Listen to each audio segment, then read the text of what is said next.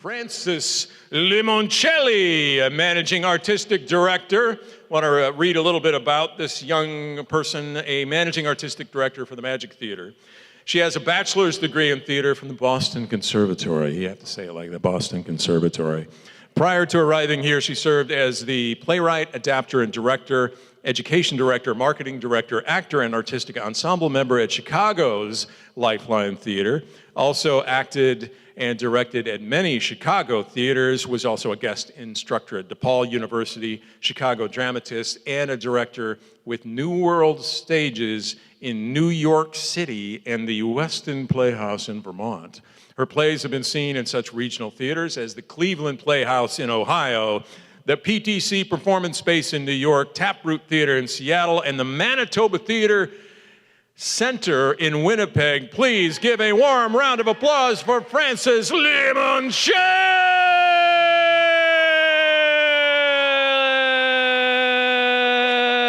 Sorry. Thank you. Hi, good evening. Thank you for that amazing introduction. And I just want to take a moment to thank everybody here for coming to Magic. I want to welcome you here to Magic.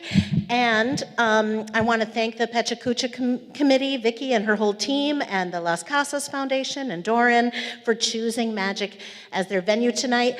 If you don't know the Magic Theater, we bring great children's books to life on this stage and serve a lot of people every year, so come back and bring your kids.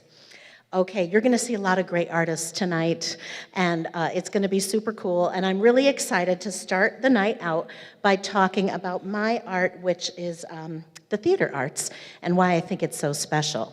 So I was about 7 years old and growing up in New Jersey when my parents took the family to see a small opera company do La Boheme. And in the last act, the tenor is singing his aria to the Mimi who is on her deathbed, and behind her, the wall starts to tip and fall on her. She couldn't see it. And it's tipping and tipping. It's going to totally land on her head. And the tenor in the middle of his aria runs across the stage, catches it with both hands above his head like this, and finishes his aria holding up the wall. That was exciting. I thought, wow, anything can happen in live performance, anything. And when I was 13, I saw a local production of Richard III, and even though it was full of all kinds of drama and sword fights and stuff, it was the soliloquies that really grabbed me. Richard alone on stage, talking to us privately like we're his best friends, and I could feel his pain and I empathized with him, even though he was a villain. And I signed up to usher and I saw that show like 12 more times until it closed. I was hooked. And then I started sneaking into New York, taking a Greyhound bus to Times Square and just walking around. Times Square when it looked like this. It was really crime-ridden. And I would eavesdrop at the stage door, and I would second act Broadway shows, sneak in with all the smokers after intermission and just watch Act 2. I couldn't get enough. And then I went to conservatory. This is me at 18, learning how to be an actor. It was my dream. And I learned that this art is ephemeral. It disappears as soon as you make it. When a show is over, it's over. There is nothing left but a few photos. It's crazy. Why do it? Why not make movies or something that lasts? Okay, so here's why. You know that moment in Peter Pan when Tinkerbell swallows poison to prevent Peter from drinking it, and she's dying, and Peter says to the audience, clap your hands. If you believe in fairies, clap your hands to save Tinkerbell. And they do. They clap as hard as they can because for that moment, they believe that they can change the story. They believe that they can save her. Now that is a really extreme example, but it's why I love live theater, because it needs you. And not just kids theater, grown-up theater needs you too. Theater is a collaborative art. It's many arts together. It's literature and music and dance and the visual arts and fashion, and one last collaborator, you. And while we're rehearsing, we're imagining what you, the collaborator, will bring, but we don't really know. And when you bring your energy, it changes the art, and it's different every night. So when an actor picks up a stick and says, "On guard," nobody in the audience is thinking, "That's not a sword, that's a stick." They're thinking, "Look out," right? Because you suspend your disbelief. I think it's even more than that. I think you are extending your belief. You're loaning us your imagination to make the art.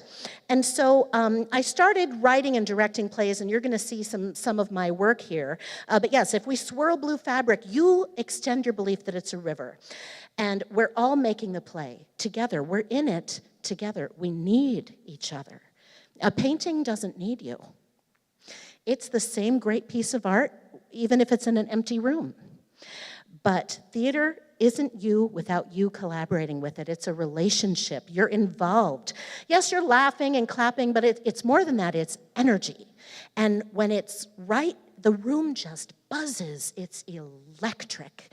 And I'm sure you've all had an experience where, in a moment of intensity or suspense, the entire room on stage in the audience is holding their breath. It's magic, right?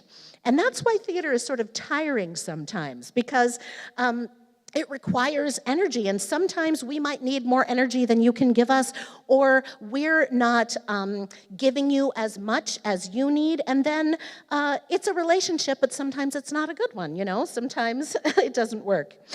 But when it's good, it evaporates our differences, it breaks down boundaries between us, it connects us.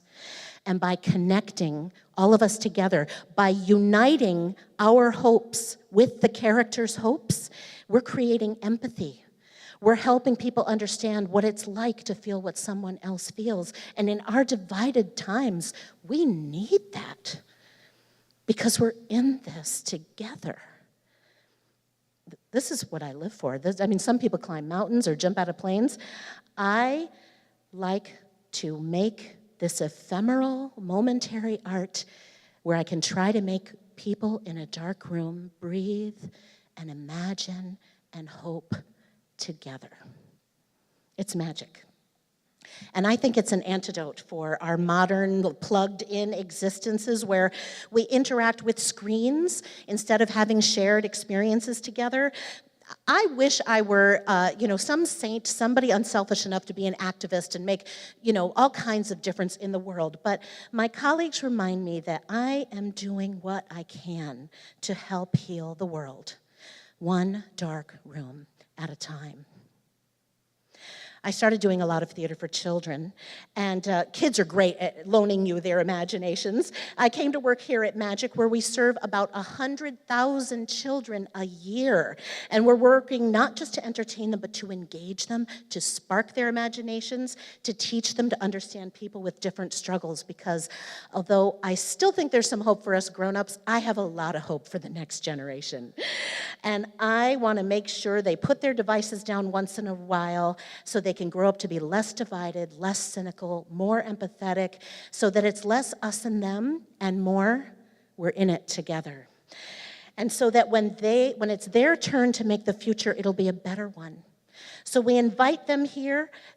Just like for Tinkerbell, I hope that they will clap their hands as hard as they can because they believe. And by believing, they'll save us. Thank you.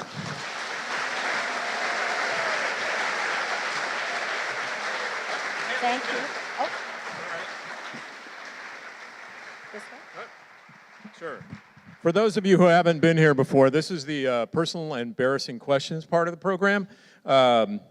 This is interesting because you came from New York porn world, it looked like up there, right? And then, Right.